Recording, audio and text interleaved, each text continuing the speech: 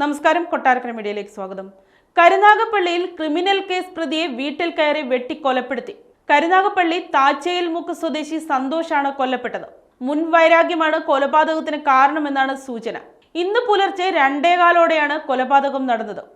കൊല്ലപ്പെട്ട സന്തോഷ് നിരവധി ക്രിമിനൽ കേസുകളിൽ പ്രതിയാണ്. ജിം സന്തോഷ് എന്ന പേരിലാണ് ഇയാൾ അറിയപ്പെട്ടിരുന്നത്. 2024 മാർച്ച് 13 സുഹൃത്തായ പങ്കജിനെ കുത്തി കൊലപ്പെടുത്താൻ ശ്രമിച്ച കേസിൽ ഇയാളെ പോലീസ് അറസ്റ്റ് ചെയ്തിരുന്നു. അടുത്തിടെയാണ് ജാമ്യം നേടി പുറത്തിറങ്ങുന്നത്. ഒരു സംഘം ആളുകൾ വാഹനത്തിലെത്തി വീട്ടിലെത്തി സന്തോഷിനെ വെട്ടി പരിക്കേൽപ്പിക്കുകയായിരുന്നുവെന്ന് പോലീസ് പറയുന്നു.